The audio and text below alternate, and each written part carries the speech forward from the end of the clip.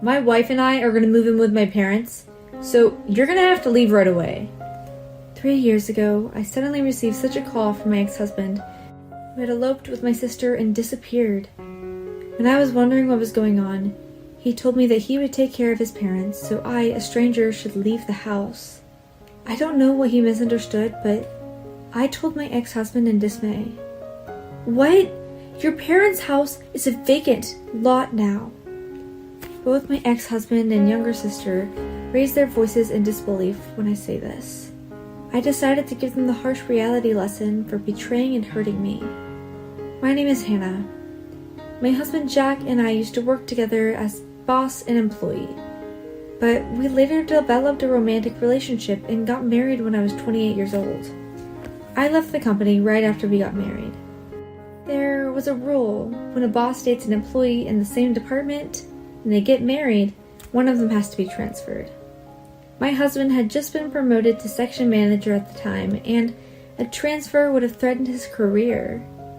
On the other hand, I was an ordinary employee, and my husband had expressed his wish for me to join his family after marriage, so I readily accepted the request. I thought that if I was going to have a child, I would have to take leave anyway, so I simply thought it would be okay to start working again after having a child. So I resigned from the company I had worked at for many years, much to regret of my colleagues. However, within a few months of our marriage, our relationship began to crumble. It was my sister, Stella, who started it all. My husband fell in love with my 5-year younger sister, who was 23 at the time. My parents had passed away early, so my sister was the only one I introduced as my family member at the wedding. My husband was attracted to her because apparently he found it endearing that she had graduated college with a scholarship and did not want to cause any trouble for me. However, only I, her older sister, knows that Stella is not as innocent and pleasant as she looks. Her character is something she faked to be loved by those around her, but inside, she's a black-hearted person who only thinks of how to outwit others. I recall that we had trouble when we inherited our parents' estate. She said that since she was smarter and had a better future, that she was entitled to 80% of the inheritance. I was so upset when she said things like that, but it made no sense to me. So I was uncomfortable introducing my husband to her, but I didn't want to be scolded later about why I hadn't introduced her. I had decided that my introductions were necessary for the sake of formality, but I had no idea this was going to do the wrong thing. Anyway, my husband had been in love with my sister from the first time he met her. Even after he married me, he had kept these feelings smoldering in his heart. I first became aware of my husband's feelings when he suddenly told me that he was going on a business trip and he would not be able to come home for a month to 6 months at most. It wasn't strange for my husband, who is now a section manager, to go on business trips because he works in sales. That's why when I heard that, I just took it in. I mentioned over lunch with a former colleague whom I had not seen in a while since after my marriage. Then my colleague told me the truth with a questioning look on her face. She told me she knew nothing about my husband going on a business trip, but that he would be taking the week off from that day.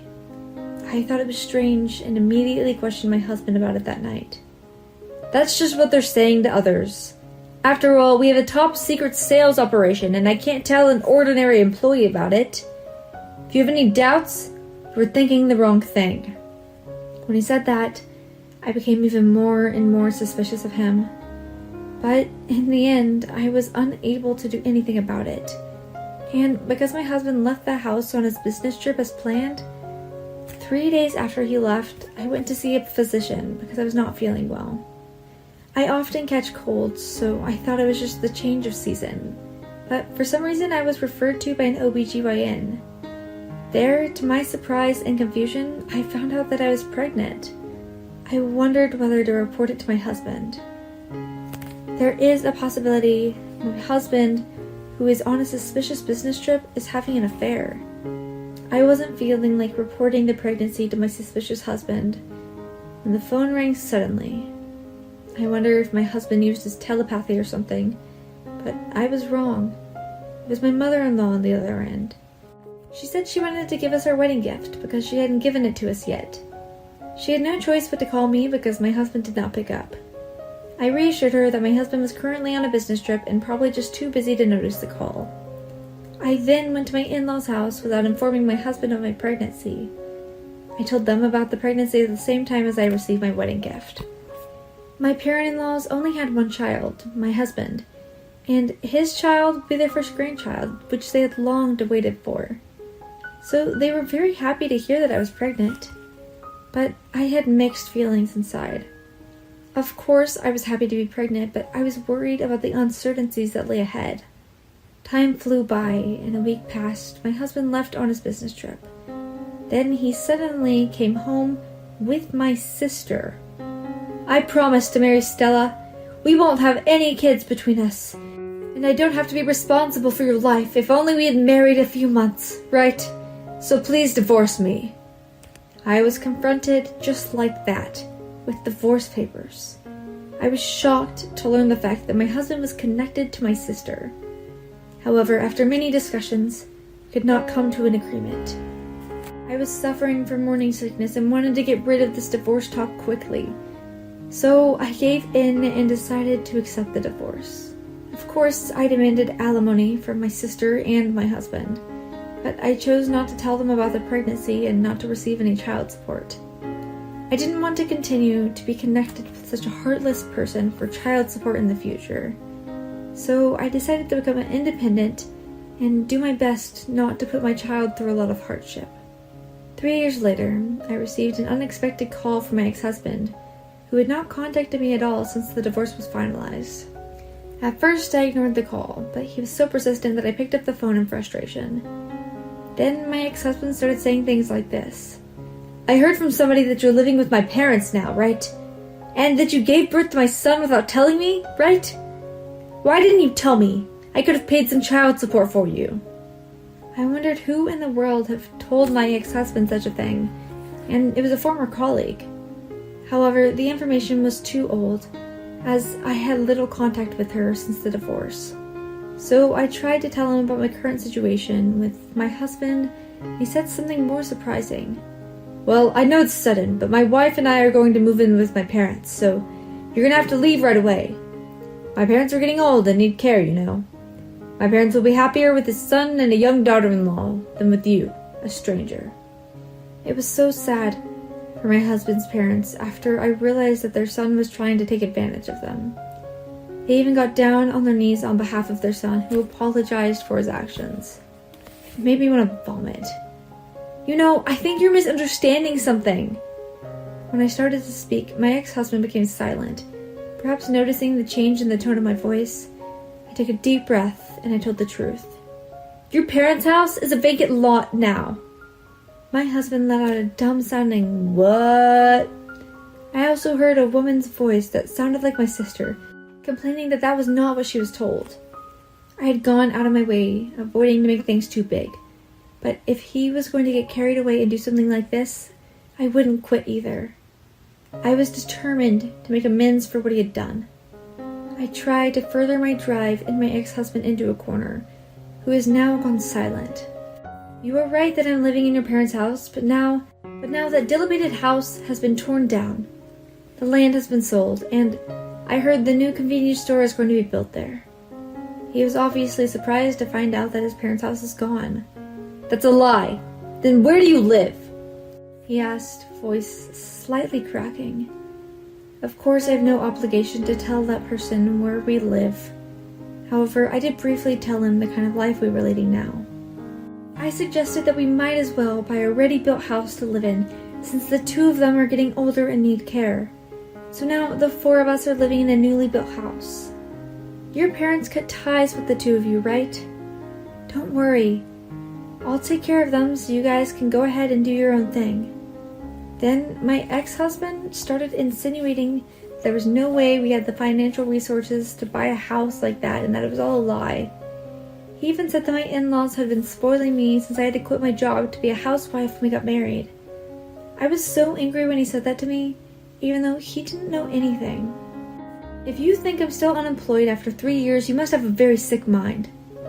I work full-time. They have a daycare center. And I used my savings from when I was single and my in-law savings to buy the house. I'm the one who pays for most of our living expenses now, so I don't need you to tell me what I can and cannot do. When I told him in a sharp tone, my husband became silent again. It seems that he was planning to lower my position by saying this and that to get me to leave, but it didn't go as planned. My sister seems to be complaining about something too, but I didn't care about the two of them anymore. You and I are divorced, and I'm not so needy that I can't survive without you paying child support. It's been 3 years since your parents cut you off, so don't start acting like a good son now.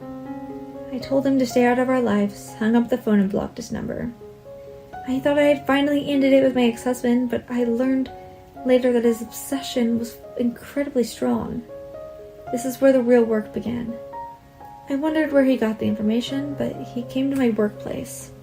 When I got to work as usual, I had a bad feeling because I saw a familiar car parking in the visitors' parking lot. I had entered the office with a sense of caution, and sure enough, there was an ex-husband arguing with the receptionist. At first, I was taken aback since I never thought he would go this far. But then I realized something. My ex-husband has been very neat and tidy since we first met. He always forced himself to look good in expensive clothes because he was concerned about what others would think. But here my ex-husband was wearing a shabby t-shirt and pants with holes in them that were clearly unfashionable. He also had a long, unkempt beard and shaggy hair that just looked filthy by looking at his side profile. When I thought something was obviously wrong, my ex-husband noticed me and started to approach me. And then, "I finally found you. Why aren't you answering your phone?" "Whatever. Now that I find you, you're all mine. You're in a pretty good position at this company now. Making a lot of money, right? Support me and my wife." I was at a loss for words, and he went that far beyond what I expected. Only his parents know my current workplace. I didn't tell my ex-colleagues because I didn't want my ex-husband to get the information. His parents told me that they lost contact with their son, and even when he comes, they would just ignore him. This means that they used some sort of method to identify my workplace and my status, and I can feel sweat running down my back. I really didn't think he would go this far. "Can you not come to my workplace? You're troubling everybody here. And I don't know how hard your life is, but I have no intention of supporting you guys." With that said, I tried to slip past my ex-husband, but he grabbed me by the wrist. Then, with bloodshot eyes, my ex-husband said, "We're family, aren't we? You're raising my kid. That's a good enough reason to live with me. And moreover, Stella, she's your only immediate family. Don't you feel sorry when you see me dressed like this?" "I don't feel sorry for you even when you say things like that. You ran away from your family and you said you eloped with my sister. So what are you saying to me now?" I shake off his hand and I glare at him. My ex-husband, seeing the devilish expression on his face I'd never seen before, flinched and backed away. I pulled out my phone from my bag, showed me the number, and I dialed 911. I told him if he didn't get the hell out, I was ready to call the police. Then he instantly turned blue and ran away. I apologized to the people around me. They think the reaction was slightly exaggerated with the mere mention of the police. They smiled and forgave me, saying that even though they didn't know the whole story, this time it was my ex-husband's fault, so I shouldn't worry about it. I told them that they should give him a warning if he comes to my workplace in the future, and if he didn't listen, they were free to call the police. My ex-husband stopped coming to my office and did not contact me. I was relieved that my actions turned him into the police and had worked so well. But then an unexpected incident occurred. My son is in the daycare facility right next to my workplace, and I pick him up right after school when we go home together. So today, as usual, I went to go pick up my son, where I saw many police officers creating a very serious atmosphere. I had heard the sirens of the police cars very close earlier, but I had no idea that they were in front of the daycare center. I was wondering if a suspicious person had appeared.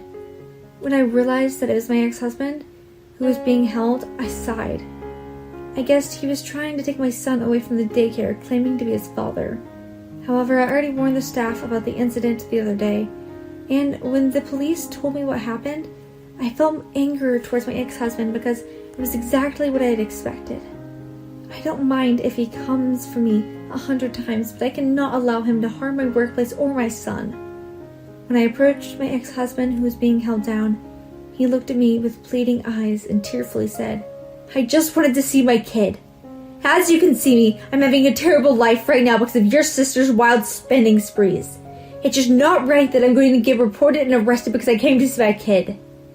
What is he talking about? That was the first thought that came to me.